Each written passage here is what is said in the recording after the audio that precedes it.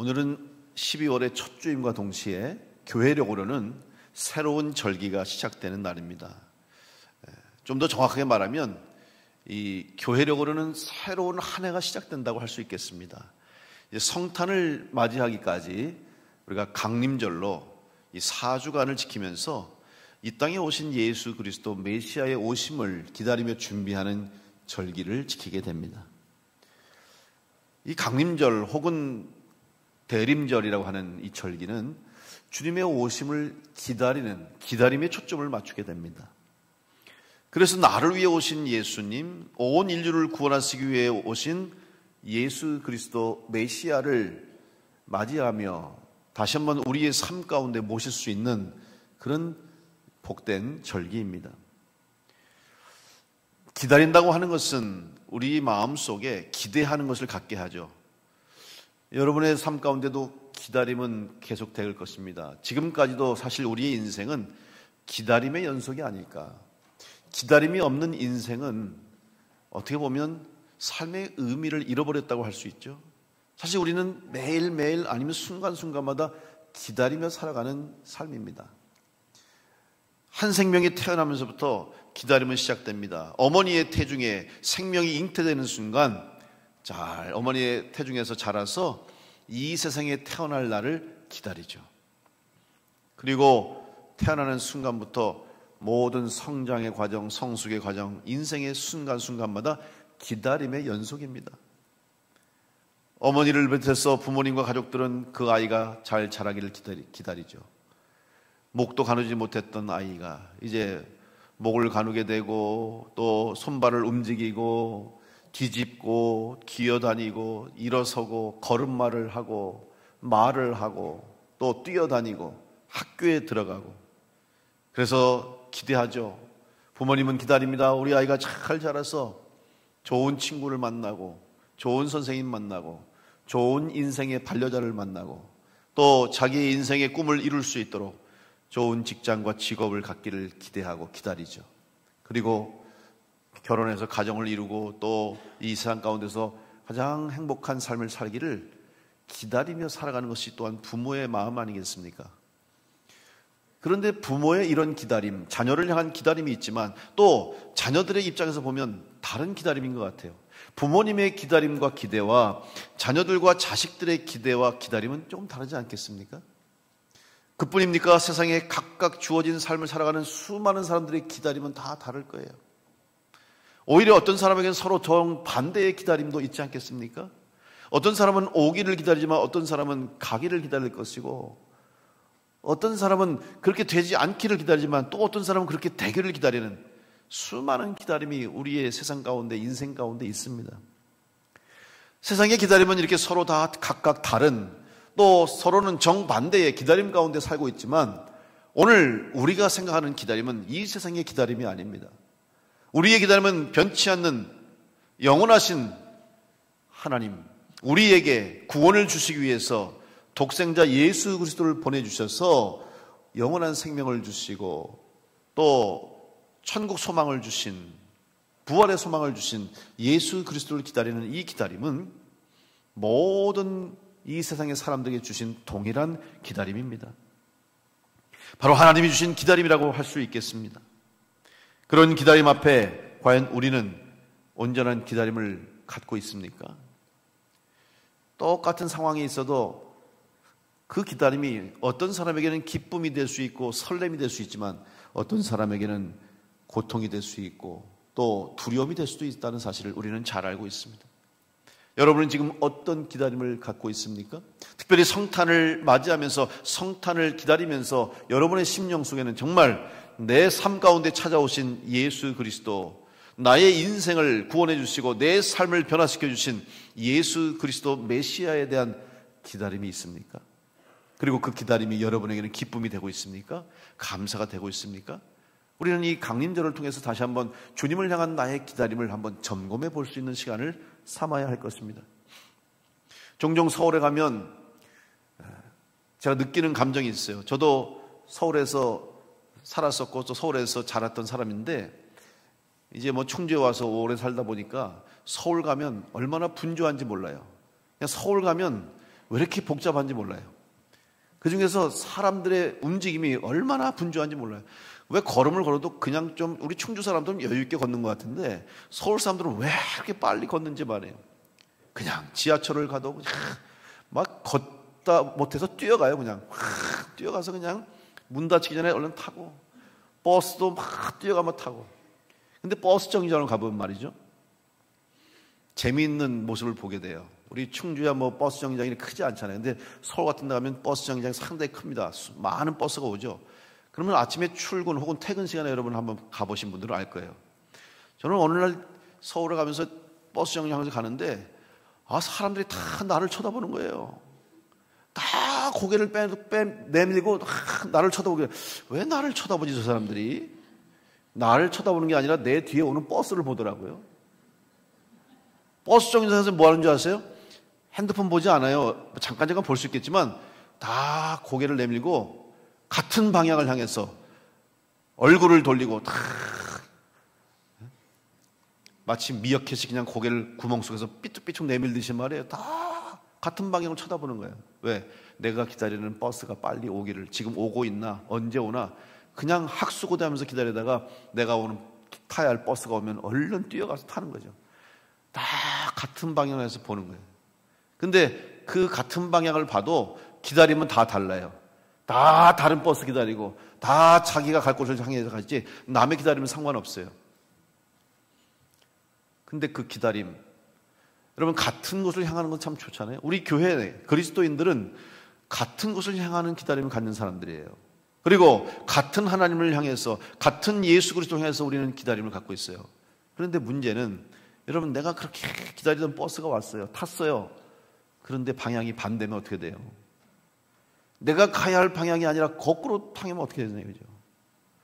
기다리는 것도 중요하고 내가 기다리는 것을 찾고 얻는 것도 중요하지만 그것이 맞는 것인지, 그 방향이 옳은 방향인지, 그렇게 한 것이 맞는 것인지를 생각해 봐야 된다는 거예요.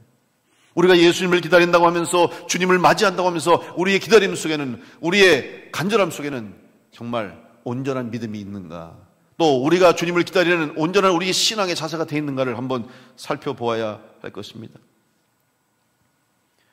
우리는 성탄을 기다리면서 정말 기쁨과 감사함으로 기다리는데 무엇을 위한 기쁨입니까? 무엇을 위한 감사이고 누구를 위한 기쁨이 되는가를 생각해 봐야 돼요. 언제부터인가 성탄을 기다리는 우리의 마음속이 너무 푸석푸석해지지 않았습니까?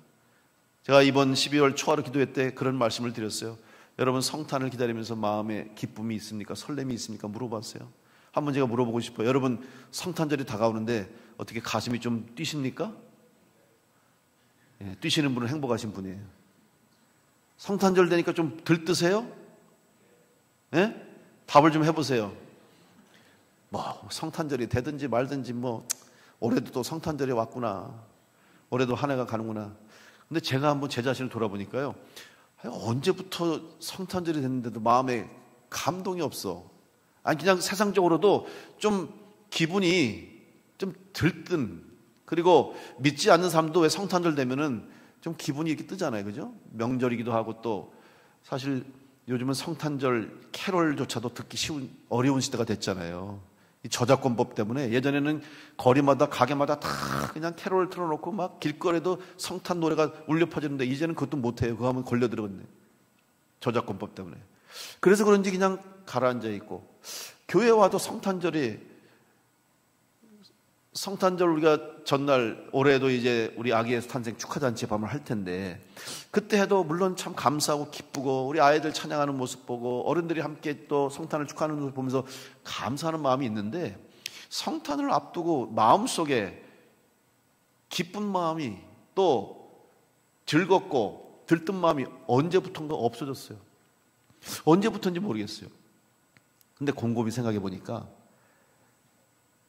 나이를 먹으니까 그렇더라고요. 이게 무슨 말인지 아십니까? 인생의 짐이 점점점 무거워지기 때문에 그래요. 우리 마음속에 기쁨으로 가득 찰 우리의 인생의 마음속에, 심령 속에 무거운 짐이 자꾸 들어오는 거예요. 세상적인 걱정, 근심, 염려가 우리를 짓누르니까 감사해야 할 감사의 자리가 사라져버리고 기뻐해야 할 우리의 심령의 기쁨의 자리가 점점점 잃어간다는 것이죠. 여러분, 다시 한번 이번 성탄절을 기다리면서 여러분의 심령 가운데 우리 주님이 찾아오신 이 성탄의 기쁨이 회복되길 바라고 진정으로 주님 오심을 기뻐하며 감사하는 이번 성탄절이 될 수 있기를 간절히 축복합니다. 그런 의미에서 우리 한번 옆 사람과 인사하겠어요. 메리 크리스마스 한번 인사해 보세요. 예. 여러분 1년에 메리 크리스마스 할 시간이 많지 않아요. 예, 이제 오늘부터 성탄절까지 얼마 안 남았습니다. 그 기간 동안 열심히 성탄 축하합니다. 메리 크리스마스 좀 축하하시면 좋을 것 같아요. 정말 기다린다고 하는 것이 기쁨이 돼야 되고 기다린다고 한다는 것이 감사가 돼야 되는데 성탄을 기다리면서 주님이 땅에 오심을 기뻐한다고 말하면서도 우리의 마음은 무디어가고 우리의 마음은 점점 더 메말라가고 있지 않습니까? 사도행전을 통해서 우리는 지금 부활하신 예수 그리스도를 증거하며 천국 복음을 전파하는 사도들과 제자들과 성도들의 신앙을 지금 살펴보고 있습니다. 그들의 신앙은 과연 무엇일까? 오늘도 스데반에 관한 우리 말씀을 지금 읽었습니다마는 스데반뿐만 아니라 베드로와 요한과 제자들과 사도들과 모든 성도들이 그들의 삶이 180도 바뀌었습니다. 변화되었습니다. 담대하게 주님을 외쳤어요. 그 전만 해도 그들은 예수님의 이름을 부를 수가 없었습니다. 예수 믿는다고 말할 수도 없었고 예수를 따르던 제자들이라고 자기 스스로를 사람들에게 알리지도 못했던 그런 삶을 살았던 사람들이 어떻게 갑자기 문을 열고 나와서 길거리를 다니면서 사람들 앞에서 예수의 이름을 전하고 부활하신 예수 이름을 증거하고 천국 복음을 외치는 자로 바뀔 수 있었을까? 그것은 바로 그들 가운데 주님이 찾아오셨고 찾아오신 주님을 만났고 성령 충만을 받음으로 그들 속에 천국에 대한 확신이 있었기 때문입니다. 한마디로 말하면 그들의 삶이 기다리는 삶으로 바뀌어졌다는 거예요. 무엇을 기다렸습니까? 사실 주님이 십자가에 달리신 이후에 제자들은 다 뿔뿔이 흩어지고 숨었어요. 더 이상 기대할 것이 없었고 기다릴 것이 없었고 소망이 없었는데 부활하신 주님을 만난 이후에 부활의 확신을 갖고 부활하신 예수를 만나고 이제는 부활의 증인이 되는 삶을 살게 된 것이죠. 그러면서 그들에게는 새로운 소망이 생겼습니다. 바로 주님을 기다리는, 다시 오실 주님을 기다리는 새로운 기다림의 신앙이 생겼던 것입니다. 사도행전 1장 10절로 11절에 보면 올라가실 때 제자들이 자세히 하늘을 쳐다보고 있는데 흰옷 입은 두 사람이 그들 곁에 서서 이르되 갈릴리 사람들아 어찌하여 서서 하늘을 쳐다보느냐. 너희 가운데서 하늘로 올려주시니 예수는 하늘로 가심을 본 그대로 오시리라 하였느니라. 지금 예수님이 이제 40일 동안 제자들에게 부활의 증거를 보여주시면서 그들에게 천국 복음을 가르치시고 하늘로 올라가셨어요. 승천하셨죠. 근데 하늘로 올라가시는 그 순간에 제자들이 예수님이 하늘로 가신 것만 보고 지금 하늘을 쳐다보고 있는 거예요.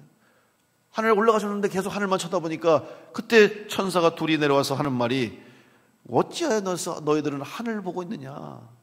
지금은 하늘만 바라볼 때가 아니라 다시 오실 주님을 기다려야 할 때다. 왜냐하면 주님이 다시 오신다고 약속해 주셨기 때문입니다. 근데 이 주님이 다시 오신다는 것을 천사들만 이야기한 것이 아닙니다. 친히 주님께서 직접 말씀해 주셨습니다. 마태복음 24장 29절로 30절에 그날 환란 후에 즉시 해가 어두워지며 달이 빛을 내지 아니하며 별들이 하늘에서 떨어지며 하늘의 권능들이 흔들리리라. 그때 인자의 징조가 하늘에서 보이겠고 그때 땅의 모든 족속들이 통곡하며 그들이 인자가 구름을 타고 능력과 큰 영광으로 오는 것을 보리라. 주님은 다시 오신다고 약속해 주셨어요. 데살로니가전서 4장 16절로 17절에도 말씀합니다. 주께서 호령과 천사장의 소리와 하나님의 나팔 소리로 친히 하늘로부터 강림하시리니 그리스도 안에서 죽은 자들이 먼저 일어나고 그 후에 우리 살아남은 자들도 그들과 함께 구름 속으로 끌어올려 공중에서 주를 영접하게 하시리니 그리하여 우리가 항상 주와 함께 있으리라. 주님은 직접 말씀해 주셨습니다. 요한복음 14장 1절로 3절에도 너희는 마음에 근심하지 말라. 하나님을 믿으니 또 나를 믿으라. 내 아버지 집에 거할 곳이 많도다. 그렇지 않으면 너에게 일렀으리라. 내가 너희를 위하여 거처를 예비하러 가노니 가서 너희를 위하여 거처를 예비하면 내가 다시 와서 너희를 내게로 영접하여 나 있는 곳에 너희도 있게 하리라. 내가 다시 온다고 친히 주님이 말씀해 주셨습니다. 여러분, 마지막 심판의 날 주님이 다시 오시는 그날에 우리는 주님을 맞이할 수 있는 기다림을 준비하는 성도가 되어야 할 줄로 믿습니다. 다시 오신다는 말씀을 해주셨어요. 그러면 제자들이 해야 할 일은 무엇이에요? 다시 오실 그날을 준비해야 되는데 제자들의 관심이 무엇입니까? 그러면 언제 오시느냐? 주님이 언제 오시느냐, 그때에 관심을 두는 거예요. 이것이 바로 오늘 우리의 모습 아닙니까? 이것이 인간의 마음이에요. 우리도 궁금하지 않아요? 언제 주님이 오실까? 정말 주님이 다시 오시는 그날이 언제일까? 주님이 심판하시는 그날이 언제인가? 세상 사람들은 그때에 관심을 두는 거예요. 그래서 그때가 언제인가 때문에 많은 사람들이 미혹을 받고 시험에 빠지기도 하고 헛된 것을 쫓기도 하지 않습니까? 왜? 관심이 언제, 어느 때 여기에 관심을 갖게 되면 신앙의 위험을 맞을 수도 있고 위기를 만날 수도 있어요. 예수님이 말씀하신 것은 뭐예요? 언제가 중요한 것이 아니고 어느 때가 중요한 것이 아니라는 것을 주님은 말씀해 주셨어요. 사도행전 1장 6절로 7절에 그들이 모였을 때에 예수께 여쭈어 이르되 주께서 이스라엘 나라를 회복하심이 이때니까 하니 이르시되 때와 시기는 아버지께서 자기의 권한에 두셨으니 너희가 알 바 아니요. 주님이 하신 말씀 아닙니까? 너희들 언제 그때가 될지, 언제가 마지막 심판의 때가 될지에 관심을 두는데 그것은 하나님께 속한 것이고 하나님의 권능 안에 하나님만이 아시는 것이지 우리의 관심은 그것이 아니라 어느 때가 중요한 것이 아니고 언제가 중요한 것이 아니구나, 그때 내가 어떤 모습으로 서 있는지가 더 중요하다는 사실이에요. 여러분, 우리가 매일매일 순간순간, 아니 항상 다시 오실 주님을 준비하며 마지막 재림의 주로 오셔서 심판하실 주님을 기다리며 내 신앙과 내 믿음을 지키고 말씀 안에서 온전한 그리스도의 삶을 살아간다면 언제 주님 오셔도 우리는 두렵지 않습니다. 언제 주님이 오셔도 우리는 염려가 없어요. 어느 때가 무슨 문제가 됩니까? 언제가 무슨 상관이 있습니까? 주님 오시는 그날 우리는 기쁨으로 맞이할 수 있는 신앙이 있다면, 믿음이 있다면, 온전한 믿음의 삶을 산다면 그때와 그 시는 문제가 되지 않는다는 거예요. 주님의 관심과 제자들의 관심이 달랐습니다. 주님은 중요한 것은 때가 아니라 시기가 아니라 바로 그날에 주님을 맞이할 수 있는 사람이 되느냐가 더 중요하다고 말씀해 주셨습니다. 사도행전 1장 8절로 9절 말씀에 오직 성령이 너에게 임하시면 너희가 권능을 받고 예루살렘과 온 유대와 사마리아와 땅끝까지 이르러 내 증인이 되리라 하시니라. 이 말씀을 마치시고 그들이 보는데 올려져 가시니 구름이 그를 가려 보이지 않게 하더라. 승천하시면서 마지막 하신 말씀이 뭐예요? 내가 언제 오겠다고 말씀한 게 아니라 성령 받아라. 기도하고 성령 받으면 너희들은 언제 그때가 되든지 내가 언제 오든지 너희들은 상관하지 않고 문제가 없이 그날에 다 심판의 자리에서 구원받는 성도가 될 것을 주님은 말씀해 주셨습니다. 여러분, 오늘 스데반이 주님을 증거했습니다. 스데반이 예수의 부활을 알렸습니다. 여러분, 스데반을 떠올리면 무슨 생각을 하십니까? 스데반 하면 우리는 순교자가 떠오르지 않습니까? 예수님 부활하신 후에 복음을 전했던 사도들 중에 첫 번째 순교의 길을 갔던 스데반. 그래서 우리는 스데반 그러면 순교를 떠오르는데 여러분, 스데반의 사역의 목적이 순교가 아니었습니다. 스데반이 복음을 전한 것은 순교하기 위해 전한 게 아니에요. 그가 예수의 이름을 전한 것은 순교자가 되겠다고 전한 게 아니에요. 순교하는 것은 하나님의 뜻이 있어야 순교를 하는 것이고 순교하겠다고 순교하는 게 아닙니다. 하나님이 허락하셔야 순교하는 것이고 하나님이 허락하신 자가 순교자가 되는 것이지 나는 순교자가 되겠다고 사는 사람은 없어요. 그건 우리의 소관이 아닌 것이죠. 스데반도 마찬가지예요. 여러분, 스데반의 목표는 순교가 아니었습니다.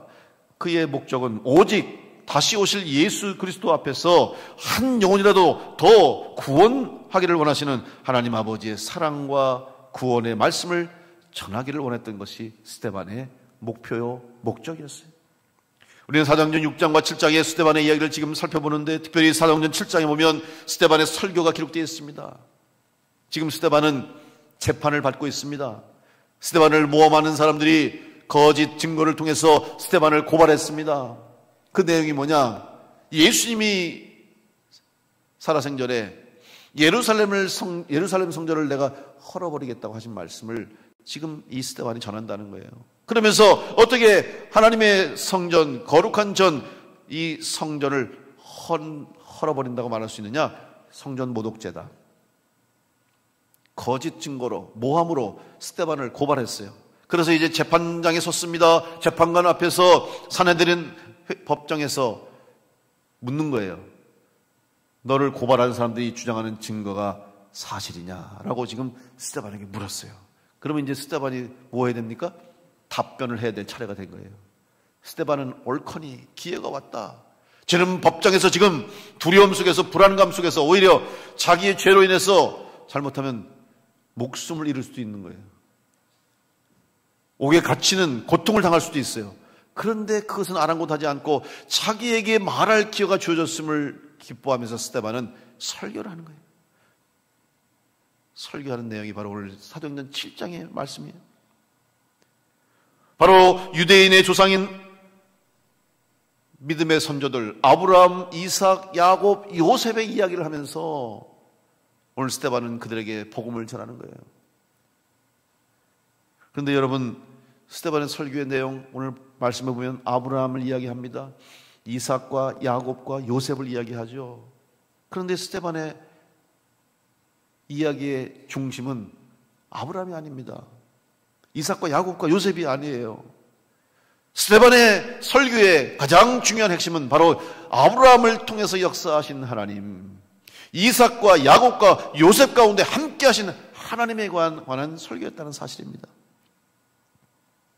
아브라함을 가나안 땅으로 인도하신 분이 바로 하나님이시라고 하는 고백을 통해서 이 땅에 오신 예수 그리스도 메시아 구주는 바로 하나님의 구원 계획을 따라서 오신 분임을 선포하고 있습니다. 오늘 본문에 보면 4절에 이렇게 말합니다. 아브라함이 갈대아 사람의 땅을 떠나 하란에 거하다가 그의 아버지가 죽음에 하나님이 그를 거기서 너희 지금 사는 이 땅으로 옮기셨느니라. 여러분, 주어가 뭐예요? 하나님이에요. 아브라함이 아니라 하나님이 주어가 되어 있어요. 6절을 보셔도 하나님이 또 이같이 말씀하시되 하나님의 말씀을 전하는 거예요. 9절에도 말합니다. 여러 조상이 요셉을 시기하여 애굽에 팔았더니 하나님이 그와 함께 계셨다. 지금 유대인들이 가장 존경하고 가장 믿음의 본으로 삼고 있는 족장들, 그들의 선조들 아브라함, 이삭, 야곱, 요셉, 자기들의 선조를 이야기하면서 오늘 스데반이 뭘 얘기하고 있습니까? 다 하나님의 계획과 하나님의 구원 약속이 예언되어 있고 바로 그 성경에 말씀한 대로 하나님이 약속하신 대로 이 땅에 오신 예수 그리스도 하나님의 약속의 성취로 오셨음을 스데반은 선포하고 있는 거예요. 예수 그를 통해서 주시는 구원은 하나님께서 이미 구약에서 예언하시고 약속하신 사실이라는 것을 스데반은 증거했습니다. 이 하나님의 약속을 전하는 것이 스데반의 사명이었습니다. 지금 그 약속을 스데반은 믿었기 때문에 두렵지 않았습니다. 그 약속을 믿었기 때문에 담대했습니다. 죽음도 불사하고 죽음도 주저하지 않고 끝까지 그의 얼굴이 천사와 같이 될 때까지 그는 죽음 앞에서도 고통 앞에서도 그의 얼굴이 천사와 같이 빛나면서 그 하나님의 약속을 바라보는 삶을 살게 된 것입니다. 오늘 이 약속이 지금으로도 2000년 전에 스데반에게만 있었습니까? 주님의 제자들과만 함께 했습니까? 초대교회 때에만 그 약속이 있었습니까? 이 약속은 다 지나간 약속입니까? 만약 여러분이 성탄을 맞이하면서 강림절을 보내면서 여러분의 심령 속에 주님이 나에게 찾아오시고 이 땅에 오신 것에 대한 기쁨과 감사가 사라졌다면 그 약속은 이미 지나간 약속이 될 수밖에 없어요. 그러나 만약 그 약속이 여전히 우리 가운데 함께 하시고 우리 가운데 이루실 하나님의 약속을 믿는다면 여러분 가운데 그 약속을 이루시는 하나님의 말씀을 믿고 기대하며 기다리며 기쁨과 감사가 넘치는 성도의 삶을 살게 될 줄로 믿습니다. 여러분, 그 약속이 이루어지기 위해서는 그 약속이 누구의 약속이냐가 중요한 거예요. 여러분, 세상 사람들도, 세상에서도, 인간관계에서도 약속을 할 때 여러분 어떤 생각하십니까? 어떤 약속이 이 약속은 이루어질 수 있다라고 하는 약속이 있죠. 왜 그렇습니까? 그 약속을 한 사람을 믿기 때문에 그래요. 여러분이 신뢰하는 사람, 여러분이 믿는 사람과 약속하면 그 약속은 깨지지 않는다고 여러분이 믿어요. 그렇기 때문에 약속하고 마음이 편안하고 약속하고 약속을 지키게 되죠. 그런데 신뢰를 할 수 없는 사람, 믿음이 가지 않는 사람과 약속하면 어때요? 불안하지 않습니까? 언제든지 깨질 것 같아요. 저 사람 마음이 언제 변할지 몰라. 여러분, 세계 이 국제 정치 속에서 북한을 사람들 믿지 않습니다. 북한을 다른 나라들이 믿질 않아요. 왜 그런지 아십니까? 신뢰할 수 없어요. 약속해놓고 금방 뒤집어 버리고 언제든지 깨버리고 엉뚱한 소리하고 정반대 소리를 하고, 그러니 누가 그 나라를 믿고 누가 저들의 정권을 믿고 저들이 하는 말들을 누가 신뢰할 수 있겠습니까? 안 믿는 거예요. 제가 군대를 갔다 와서 잠깐 쉬는 기간에 아르바이트를 한 적이 있어요. 우리 복음성가 곡을 출판해내는 조만한 출판사에 제가 아르바이트를 했어요. 그래서 소개받아서 들어갔더니 제가 들어가자마자 저보고 대리를 하래, 대리. 난 대리를 처음 해봤어요, 그때. 근데 직원이 3명이었어요. 그러니까 나보고 대리하래. 알았다고 대리했어요. 그런데 사장님이 늘 고민이 많아. 근데 내가 가만히 보니까 뭘 그렇게 고민하냐 했더니 이 어음이 문제예요. 어음. 항상 이 어음 때문에. 왜냐하면 책을 갖다가 제가 이제 배달을 해주고 서점에 배달해주고 그러면 책을 갖다 줬으면 돈을 줘야 되는데 돈을 바로 안 주더라고요. 네. 돈 대신 어음을 줘요. 그러면 어음이 뭐 3개월짜리도 있고 6개월짜리도 있고, 그러면 이 사장님이 이걸 받고 이제 뭐 3개월 되면 들어오겠지. 그럼 마음이 편안하면 좋을 텐데 불안해하는 거야. 이게 정말 돈을 받을 수 있을까? 이 어음이 유효한가? 이 어음이 깨지면 어떻게 하나? 그러니까 늘 또 어음이 있는 동안에는 현금이 유통이 안 되니까 자금이 부족한 거야. 늘 사업 자금이 부족하니까 어떻게 해서든지 이 어음을 다시 현금화하려고 애를 쓰는 그런 모습을 본 기억이 나는데, 왜 그렇습니까? 어음을 발행한 사람에 대한 신뢰가 부족하기 때문에 그래요.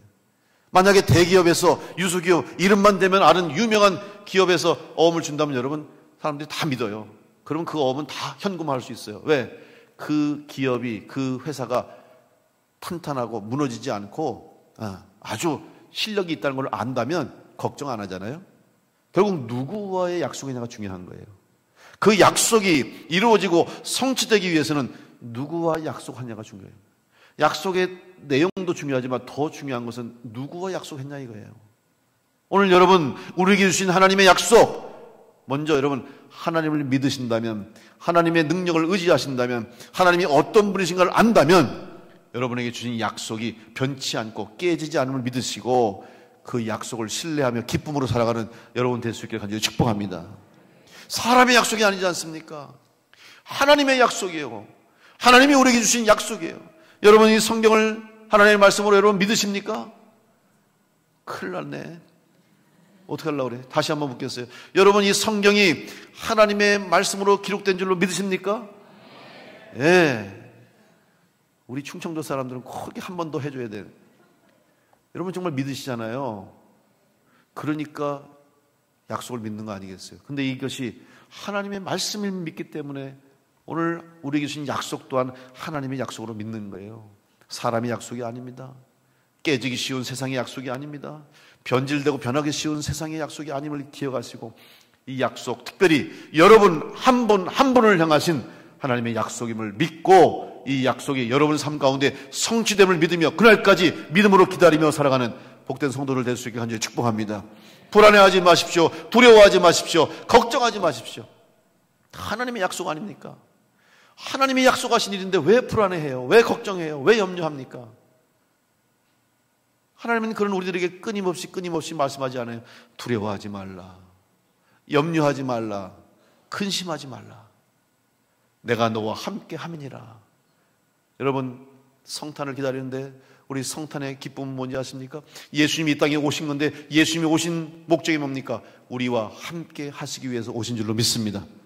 마태복음 1장 23절에 보면 보라, 처녀가 잉태하여 아들을 낳을 것이요 그의 이름은 임마누엘이라 하리라 하셨으니 이를 번역한즉 하나님이 우리와 함께 계시다 함이라. 주님이 우리와 함께 하시는 축복이 여러분 가운데 임하신 줄로 믿습니다. 그리고 영원토록 우리와 함께 하시고 언제나 함께 하시고 다시 오실 그날까지 우리와 함께 하시는 하나님을 믿는다면 심판의 날이 다가와도, 주님 다시 오시는 마지막 날 다가와도 우리는 두려워하지 않고 걱정하지 않고 하나님의 약속을 믿고 의지함으로 그날을 기쁨으로 맞이하며 그날에 다 주님과 함께 구원받는 성도로 승리하게 될 줄로 믿습니다. 이 임마누엘의 하나님께서 예수님을 보내주셔서 하나님의 약속을 성취하신다는 그 사실을 믿고 감사와 기쁨으로 그날을 기다리며 여러분 삶 가운데 주어진 순간순간 속에서 역사하시는 주의 능력 의지에서 믿음으로 승리하는 귀한 성도를 될 수 있게 간절히 축복합니다.